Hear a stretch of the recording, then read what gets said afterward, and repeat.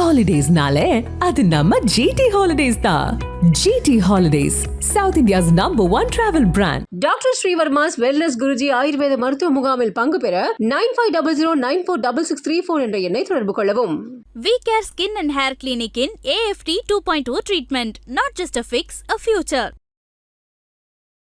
எதிர்ப்பை காமிக்கிறாங்களா இல்ல அவங்களுக்கு பிடிக்கல அப்படிங்கிற ஒரு விஷயத்த காமிக்கிறாங்களா? இந்த விஷயத்தை எப்படி எடுத்துக்கலாம்? என்ன கலர் சட்டை வேணாலும் போட்டுமா, சட்டையை போட்டுட்டு வரட்டுமா. திமுக காரங்களும் வேண்டுகோள், சட்டமன்றம் ஒரு புனிதமான இடம், ட்ரெஸ்ஸை போட்டுட்டு போங்க ஐயா, போடாம மட்டும் போயிடாது. சிஎம் விஜய் அவர்கள் வன்மத்துல செயல்படுறாரு, இது அவர் ஒரு போட்டி, 2 பேருக்குள்ள இருக்கிற போட்டிய வன்மத்தை வெளியே காமிச்சிடுறாரு அப்படின்னு நிறைய பேர் வந்து அவங்க கருத்தை சொல்லிட்டு இருக்காங்க. வன்மம்ங்கிற ஒரு வார்த்தையை பயன்படுத்துனீங்க. நான் பாத்ரூமுக்கு போயிட்டு வரேன், கக்கூசு போயிட்டு வரேன்னு சொல்லி ஒரு மணி நேரம் உள்ள உட்காந்து வெளியே காத்துட்டு தானே தாங்க. அப்படி இருந்தாங்கல்ல, இதுக்கு பேர் வன்மமா, அதுக்கு பேர் வன்மமா? ஒரு ஆட்சி என்பது அசாதாரண சூழ்நிலைகள் பணம் கொடுப்பது, சாப்பாடு கொடுப்பது, அது வேறு. அதையே ஒரு பெரிய கொள்கை திட்டங்கிற மாதிரி வைப்பது என்பது அது நல்ல ஆட்சிக்கு அடையாளம் அல்ல. இலவசம் அப்படின்னு கொடுத்து மக்களை ஏமாத்துறாங்கன்னு. இலவசம் எங்க இருந்து? அவங்க கிட்ட தான் கொடுக்குறாங்க. நம்ம பணம் தானே. அட்டை மாதிரி நம்ம ரத்தத்தை அட்டை உறிஞ்சு அதை கூட அடிச்சு கொள்றோம்ல. இந்த மாதிரி உரியறத போய் எப்படி இலவசம் சொல்றீங்க? இந்த பட்ஜெட் வந்து மக்களுக்கு திருப்திகரமான பட்ஜெட்டா இல்ல? திருப்தி என்கிற வார்த்தையை நான் சொல்லவே மாட்டேன். நான் யாருக்காகவும் பொய் சொல்ல நான் விரும்பல. ஆண்டவனே வந்தாலும் யாரையும் திருப்திப்படுத்த முடியாது. ஜீரோ பட்ஜெட், ஸ்டிக்கர் பட்ஜெட், நாங்க வச்ச திட்டங்களுக்கே அவங்க பேரை மாத்தி வச்சிருக்காங்க அப்படிங்கிற அவங்க கருத்தை முன்வைக்கிறாங்க. நான் கூட சொல்லாமா, இந்த எதிர்கட்சிகளுக்கு எவ்வளவுக்காவது யோகியதை இருக்கா நீங்க ஆட்சியில் இருக்க சொல்றதுக்கு? இந்த நாட்டுக்கே சுதந்திரம் வேணாம்னு தான் தீர்மானம் போட்டீங்க. நாங்க தான் சுதந்திரம் வாங்கணும், நாங்க வாங்கி கொடுத்த சுதந்திரத்துல நீங்க சுத்திட்டு இருக்கீங்க. இதெல்லாம் ஒரு பொழப்பாடா? கேட்கலாமா? என்ன பேச்சு இருக்கு? நீங்க என்னென்ன செஞ்சீங்களோ அதெல்லாம் காங்கிரஸ் ஆட்சி செஞ்சதுதான் செஞ்சீங்க. அதனால உங்க பட்ஜெட்டே கிடையாது, உங்க ஸ்டிக்கரே கிடையாது. உங்களுக்கு சேர்த்து ஸ்டிக்கர் காங்கிரஸ் ஸ்டிக்கர் தான். தொடர்ந்து 4வது 5வது இடத்துல தான் தமிழகம் இருக்கு. இந்த நிலைமையில உச்சத்துல நிக்கிறதுக்கு காரணமே எங்களது 5 வருட ஆட்சி, திமுக ஆட்சி, திமுக தான் காரணம் அப்படிங்கிற ஒரு விஷயத்த நம்ம எதிர்க்கட்சி தலைவர் உதயநிதி அவர்கள் சொல்றாரு. அதுக்கு நீங்க என்ன உதவாநிதி சொல்றீங்களா? அவருக்கு என்ன பாவம், என்ன தெரியும்? அளவு ஒரு கழுதையும் தெரியாது. இந்திய தமிழ்நாட்டுடைய வரலாறுலயே ஒரு 5 ஆண்டுகள்ல 6 லட்சம் கோடி கடன் வந்ததே இந்த 5 வருஷத்துல தான். தமிழ்நாட்டுடைய வரலாறுலயே ஹைஸ்கூல் இருக்கிற இடத்தெல்லாம் பக்கத்துல பொட்டி கடையெல்லாம் அப்படின்னு விற்கிறது இந்த 5 ஆட்சியில தான். ஆட்சிக்கு வந்தால் முதல் கையெழுத்து நீட்டை ஒழிப்புன்னு சொல்லிட்டு அதை பத்தி பேசாம நீட்டா போயிட்டு இருந்த ஆட்சி 5 வருஷம் தான். அந்த ஆட்சி தமிழ்நாட்டில் எல்லா மாநிலத்துக்கும் எப்படியெல்லாம் ஒரு ஆட்சி நடக்க கூடாதோ அதுக்கு உதாரணமா இருந்தது. வணக்கம் ஐயா. வணக்கம். திமுக எம்எல்ஏக்கள் எல்லாருமே வந்து சட்டமன்றத்துக்கு கருப்பு கலர் சட்டை போட்டு போயிருக்கிறாங்க. ஸோ எல்லாருமே சொல்லி வச்ச மாதிரி போட்டு போயிருக்காங்க. இது வந்துட்டு எப்படி எடுத்துக்கலாம்? எதிர்ப்பை காமிக்கிறாங்களா இல்ல அவங்களுக்கு பிடிக்கல அப்படிங்கிற ஒரு விஷயத்த காமிக்கிறாங்களா? இந்த விஷயத்தை எப்படி எடுத்துக்கலாம்? நீங்க எப்படி பாக்குறீங்க ஐயா? என்ன கலர் சட்டை வேணாலும் போட்டுமா, சட்டையை போட்டுட்டு வரட்டுமா. ஏன்னா அவங்க என்ன செய்வாங்கன்னு யாருக்கும் தெரியாது. திமுக காரங்களும் வேண்டுகோள், சட்டமன்றம் ஒரு புனிதமான இடம், ட்ரெஸ்ஸை போட்டுட்டு போங்க ஐயா, போடாம மட்டும் போயிடாது. முன்னாடி நீங்க பார்த்த அரசியல் கூட்டம், சட்டமன்றத்துல போயிட்டு ஒரு பட்ஜெட் தாக்கல் செய்யும் போதோ, அந்த பட்ஜெட்டை வேளாண் பட்ஜெட்டா இருக்கட்டும், எதுவா இருக்கட்டும், அது மக்களுக்காக சில விஷயங்கள் சொல்லும் போது இந்த மாதிரியான எதிர்கட்சியும் ஆளுங்கட்சியும் மாத்தி மாத்தி போட்டி போட்டுக்கிறமான விஷயங்கள்லாம் நீங்க பாத்திருக்கீங்களா? ஒரே ஒரு சம்பவம் சொல்லுமா, கரெக்டா கேட்டேன். முதன்முறையா 57ல திமுக ஆட்சிக்கு இது எம்எல்ஏக்கள் வர்றாங்க. அதில் அந்த கட்சியினுடைய ஃபவுண்டர் அண்ணாவும் வர்றாரு. விலைவாசி அதை பற்றி பட்ஜெட் விவாதம் நடக்குது. அவருக்கு ஒதுக்கப்பட்ட நேரம் வரி 20 நிமிடம். காமராஜர் முதலமைச்சர், அவை முன்னவர் சி சுப்பிரமணியம், இவெல்லாம் உட்காந்துருக்காங்க. இவர் பேச ஆரம்பிச்சோடனே காமராஜர் என்ன நினைச்சாரோ, அதாவது ஷைன் பண்ணியே யாரும் குறுக்கிடாதீங்கன்னு சொல்லிட்டார். முழுமையா பேச விடுறாரு. அவருக்கு ஒதுக்கப்பட்ட நேரம் 20 நிமிஷம், 1 மணி நேரம் பேசுறாரு. பேசி முடிக்கும் போது அவ்வளவு நேரம் பேசி அவருக்கு திருப்தி கைத்தட்டல் வாங்கி அப்படி பழக்கப்பட்டவரா? அதனால ஒரு வார்த்தை வரம்பு மீறி என்ன விட்டுறாருன்னா, விலைவாசி உயர்வை பத்தி இவ்வளவு பேசுறோம், இதெல்லாம் நம்மள மாதிரி குடும்பஸ்தனுக்கு தான் தெரியும், குடும்பம் இல்லாத ஒண்டிக்கட்டையா இருக்க முதலமைச்சருக்கு தெரியுமா அப்படின்னு பேசுறாரு. அப்பவும் சிரிச்சுட்டு தான் கேட்கிறாரு முதலமைச்சர். அனந்தநாயகி என்கின்ற ஒரு பெண் சட்டமன்ற உறுப்பினர், எங்க ஊருக்காரங்க தான், லால்குடிக்காரங்க. அந்த அம்மா அட்வொகேட்டும் கூட. டக்குன்னு எந்திரிச்சு, இப்படியெல்லாம் பேசுறாலும் அவன் பொண்டாட்டி ராணி வயிற்றுல புழு பூச்சி கூட வைக்கலன்னு சொல்லிட்டு அது ஒன்றும் சிரிச்சுட்டு இருந்த முதலமைச்சர் எழுந்து கையை காட்டி வெளியே வாண்டார். அவசரமா வெளியே போறாரு. அந்த அம்மா என்னையான்னு, நீ எல்லாம் என்னம்மா என்ன பேசுற நீ? இல்லையா உங்களை பார்த்து ஒண்டிக்கட்டை சொல்லிட்டான். ஆமா உண்மைதானே, நம்ம பிரம்மச்சாரி தானே, கல்யாணம் பண்ணல, ஒண்டிக்கட்டை இல்லை, உனக்கு என்ன கோபம் இருக்கு? இல்லையா, கோபமே வந்திருந்தாலும் அவரை பத்தி பேசுறதே நான் தப்புன்னு சொல்றேன். அவருடைய மனைவியை பத்தி பேசுறியே, முதல்ல உள்ள போய் மன்னிப்பு கேளுந்தார். நீங்க போய் சட்டமன்ற பேரவையில் போய் பாருங்க. அந்த அம்மா உள்ள வந்து திரும்பி மன்னிப்பு கேட்டு இந்த பதிவில் இருக்கு. அதுக்கு அப்ப அவர் சொன்னது, காமராஜர் சொன்னது சட்டமன்றத்தில், சட்டமன்றம் என்பது எதிர்க்கட்சிகளுக்கான இடம், செயல்படுவதுதான் ஆளுங்கட்சியுடைய வேலை. அதனால முடிந்த அளவுக்கு அவர்களுக்கு தான் வாய்ப்பு தரணுமே ஒழிய அவர்கள் பேச்சை எங்கேயும் குறுக்கிடக்கூடாது. சொன்னது மட்டும் இல்லை, அவர் முதலமைச்சராக அந்த 9 ஆண்டு காலங்கள் அப்படித்தான் இருந்தார். அதற்கு பின்னால் வந்து தான் இவங்க மாறி மாறி அந்த சித்தாந்தமே மாறி வேற மாதிரி போயிடுச்சு. நீங்கள் ஞாபகப்படுத்திட்டீங்க, அதனால அதை சொல்லியிருக்கேன். இனிமேலாவது அப்படிப்பட்ட ஒரு நல்ல காலம் வரட்டும் தமிழ்நாடு. உதயநிதி ஸ்டாலின் அவர்களை கைது செய்ய வேண்டும் என்று வந்து சில பேர் செயல்பட, இது சிஎம் விஜய் அவர்கள் வன்மத்துல செயல்படுறாரு, இது அவர் ஒரு போட்டி 2 பேருக்குள்ள இருக்கிற போட்டிய வன்மத்தை வெளியே காமிச்சிருக்கிறாரு, இந்த விஷயத்துக்கெல்லாம் போய் உதயநிதி ஸ்டாலின் அவர்களை கைது செய்யணும் அவசியமே கிடையாது அப்படின்னு நிறைய பேர் வந்து அவங்க கருத்தை சொல்லிட்டு இருக்காங்க. நீங்க அதுக்கு என்ன பதில் சொல்றீங்க? இந்த மக்களை அதாவது புரிய வைக்கிறது வேற. உங்களை மாதிரி மீடியாக்காரங்களை முதல்ல புரிய வச்சாதான் தமிழ்நாடு உருப்படும். வன்மம்ங்கிற ஒரு வார்த்தையை பயன்படுத்தினீங்க. வன்மம்னா என்னன்னு அவங்க செஞ்ச ஒன்று சொல்லட்டுமா? 1990 சாட்சிகள் அவங்க கட்சியில் இருக்காங்க. இப்போ முத்துசாமி ஒருத்தர் இருக்கார, மந்திரியா இருந்தவர், அவர் அந்த இடத்துல இருந்தார். முதலமைச்சராக இருக்கிற போது இந்த நேரு உட்பட அப்போ அந்த மந்திரி சபையில் இருந்தவங்க இருந்தாங்க எல்லாம். சந்திரசேகர் நாட்டிய பிரைம் மினிஸ்டர் முதன் முறையாக சென்னைக்கு வர்றார், ஸ்பெஷல் அந்த ஏர்போர்ட்டுக்கு, மீனமாக்க ஏர்போர்ட்டுக்கு. அதுக்காக தனியாக விஐபிஸ் பந்தெல்லாம் போட்டிருக்காங்க. முதலமைச்சர் அமைச்சர் ஒரு பக்கம் நிற்கிறாங்க. அன்றைக்கு எனக்கு தெரியல, ஆனால் வாழப்பாடி ராமமூர்த்திக்கு தெரிஞ்சிருக்கு போட்டிருக்கு. அவர் என்ன பண்ணுறாரு, நான் ட்ரிப்ளிகேனில் தங்கியிருந்தேன், எனக்கு ஃபோன் பண்ணி தலைவா கார் அனுப்புகிறேன் நீ வாடினார். எதுக்காகன்னு கேட்டேன். ஏர்போர்ட் போகணும்ல, பிரைம் மினிஸ்டர் வர்றாருல, நான் வந்துடுறேங்க நீங்கள் வாங்கன்னு சொன்னேன். இல்லை நான் கார் அனுப்புகிறேன். தொந்தரவு பண்ணி கார் அனுப்பிச்சார். ஏன்னா அதுக்கு முன்னால் அப்படி பண்ணதில்லை. 2 பேரும் வரணும்.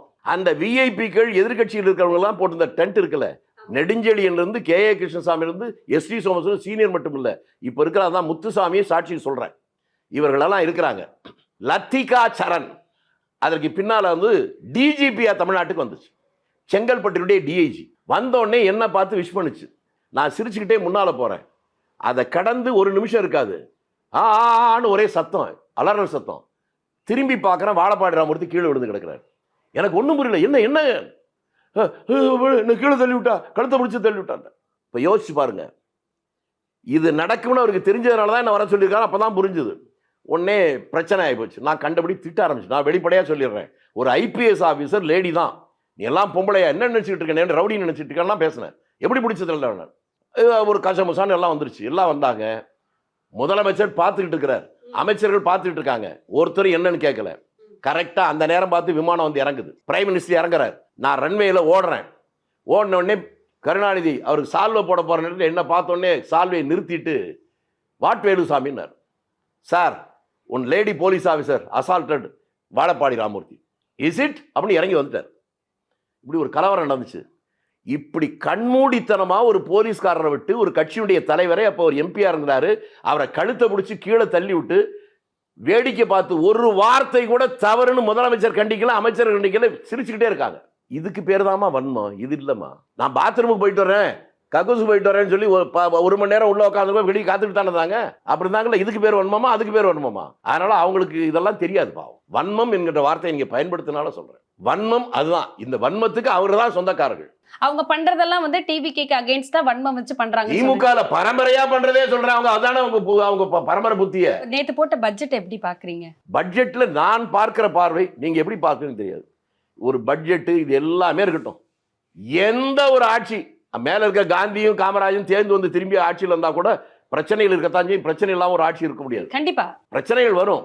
நான் பார்ப்பது, நீ உங்களுக்கு சங்கடமா இருக்கும், ஒரு ஆட்சி நல்ல ஆட்சி என்பது இலவசமா மாசம் 10 லட்சம் வச்சுங்க, 20 லட்சம் வச்சுங்கிறது அல்ல. அது காமராஜர் சொன்னதான் மிகப்பெரிய சரியான உதாரணம். அவர் முதலமைச்சராக இருக்கிற போது படிக்காத மேதை அவர் தான். அவர் ஒரு இடத்துக்கு போற நேரத்தில் பணம் கொடுக்க கூடாதான்னு கேட்கிறாங்க. அவர் சொன்ன வார்த்தை, பணம் என்ன, நோட் அடிக்கிற மிஷின் நம்மகிட்ட தானே இருக்குது, எவ்வளவு வேணாலும் அடிச்சு கொடுத்துருவோம்னு. ஆனால் பைசா அந்த பண நோட்டு, ரூபா நோட்டை சாப்பிட முடியாது, அதுக்கு அரிசி பருப்பு வேணும். போயிட்டார்.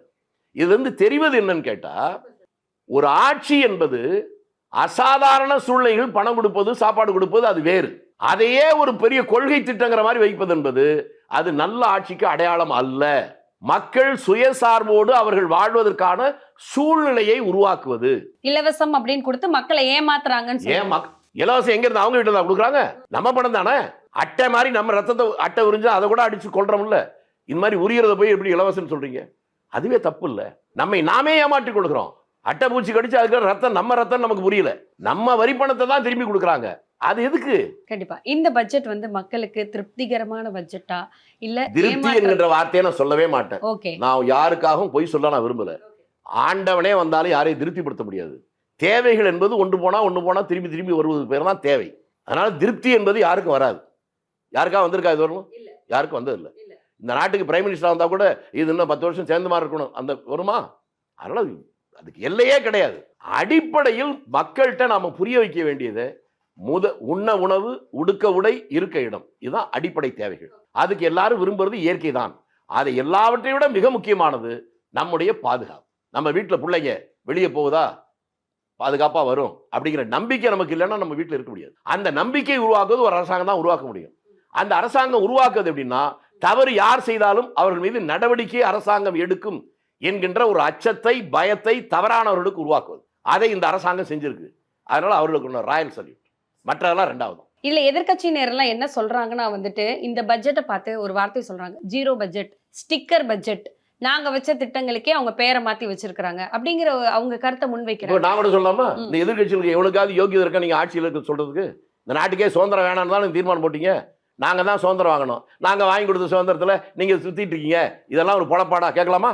என்ன பேச்சு இருக்கு? ரோடு போடணும், யார் வந்தாலும் ஆட்சி ரோடு தானே போடணும். மின்சார வசதி கொடுக்கணும், யார் வந்தாலும் கொடுக்கணும். பள்ளிக்கூடம் கட்டணும், யார் வந்தாலும் கட்டணும்ல. நாங்க கட்டணும், அதனால நீங்க கட்டுவீங்களா? நீங்க என்னென்ன செஞ்சீங்களோ அதெல்லாம் காங்கிரஸ் ஆட்சி செஞ்சதுதான் செஞ்சீங்க. அதனால உங்க பட்ஜெட்டே கிடையாது, உங்க ஸ்டிக்கரே கிடையாது. உங்களுக்கு சேர்த்து ஸ்டிக்கர் காங்கிரஸ் ஸ்டிக்கர் தான். அதான் இந்த பதில். ஐயா, இபிஎஸ் அவர்கள் சொன்ன ஒரு வார்த்தை, நாங்கள் கொண்டு வந்த திட்டங்களுக்கு பெயர் மாத்தி வச்சிருக்காங்க அப்படின்னு சொல்லி இபிஎஸ் அவர்கள் சொன்னாங்க. அதை தாமா இபிஎஸ், ஓபிஎஸ், கேபிஎஸ் எந்த எஸ்ஸா வேணாலும் இருக்கட்டும், எல்லாமே காங்கிரஸ் ஆட்சியில் கொண்டு வந்து திட்டம் தான் வச்சிருக்காங்க. அவங்க இபிஎஸ் போய் சொல்லுங்க, அவங்க தலைவர் வந்து எம்ஜிஆர் தானே. எம்ஜிஆர் சாகிற வரை என்ன சொன்னாரு? என் தலைவர் காமராஜ் தான் சொன்னாரு, திமுக எம்எல்ஏ இருக்கிற போதே. அதனாலதான் அவர் எதிர்த்தாங்க. அப்ப அண்ணா யாருன்னு கேட்டாங்க, எனக்கு வழிகாட்டினார். இதெல்லாம் பாவம் அவருக்கு தெரியாது, அப்ப அவர் அரசியல் வரல. அதனால ஸ்டிக்கர் ஒட்டுறது என்பது காங்கிரஸ் ஸ்டிக்கர் தான் எல்லாரும் ஒட்டிட்டு இருக்கான். இன்னொரு விஷயம் என்னன்னா வந்துட்டு, தமிழ்நாடு இவ்வளோ டாப் பொசிஷன்ல நிக்குது, எல்லா துறைகளிலுமே வந்துட்டு நம்ம வந்துட்டு டாப்ல நிக்கிறோம். தொடர்ந்து 4வது 5வது இடத்துல தான் தமிழகம் இருக்கு. இந்த நிலைமையில உச்சத்துல நிக்கிறதுக்கு காரணமே எங்களது 5 வருட ஆட்சி, திமுக ஆட்சி, திமுக தான் காரணம் அப்படிங்கிற ஒரு விஷயத்த நம்ம எதிர்க்கட்சி தலைவர் உதயநிதி அவர்கள் சொல்றாரு. அதுக்கு நீங்க என்ன பதில் உதயநிதி சொல்றீங்களா? அவருக்கு என்ன பாவம், என்ன தெரியும்? ஒரு கழுதையும் தெரியாது. இந்திய தமிழ்நாட்டுடைய வரலாறுலயே ஒரு 5 ஆண்டுகள்ல 6 லட்சம் கோடி கடன் வந்ததே இந்த 5 வருஷத்துல தான். தமிழ்நாட்டுடைய வரலாறுலயே ஹைஸ்கூல் இருக்கிற இடத்துல பக்கத்துல பொட்டி கடையெல்லாம் அப்படின்னு விற்கிறது இந்த 5 ஆட்சியில தான். ஆட்சிக்கு வந்தால் முதல் கையெழுத்து நீட்டை ஒழிப்புன்னு சொல்லிட்டு அதை பத்தி பேசாம நீட்டா போயிட்டு இருந்த ஆட்சி 5 வருஷம் தான். நாங்க ஆட்சிக்கு வந்தோடனே அவங்க அத்தை தான் சொல்லிச்சு, முதலாக டாஸ்மார்க்கை மூடுவதான் என்னுடைய முதல் வேலைன்னு. எல்லாம் கருப்பு சட்டை போட்டுட்டு வெளியே நின்னாங்களா, வீட்டுக்கு முன்னாலாம் கருப்பொடி பிடிச்சிட்டு. இப்போ கருப்பு சட்டைன்னு ஞாபகம் வருதா? அதெல்லாம் அவங்க பரம்பரை, அது ஒரு ஜிம்மிக்ஸ், பொழுதுபோக்கு அவங்களுக்கு. நாம தான் புரிஞ்சுக்கணும், அதை பார்த்து சிரிச்சுட்டு போகணும். இவங்களுக்கு அதெல்லாம் 5 வருஷம் தமிழ்நாட்டில் அந்த ஆட்சி, தமிழ்நாட்டில் எல்லா மாநிலத்துக்கும் எப்படியெல்லாம் ஒரு ஆட்சி நடக்கக்கூடாதோ அதுக்கு உதாரணமா இருந்திருக்கு. அதை புரிஞ்சுக்கிட்டா நல்லது. ஹாலிடேஸ்னாலே அது நம்ம ஜிடி ஹாலிடேஸ் தான். GT Holidays, South India's #1 travel brand. Doctor Srivarma's wellness Guruji ஆயுர்வேத மருத்துவ முகாமில் பங்கு பெற 9500946634 என்ற எண்ணை தொடர்பு கொள்ளவும். We Care Skin and Hair Clinic in AFT 2.0 treatment, not just a fix, a future.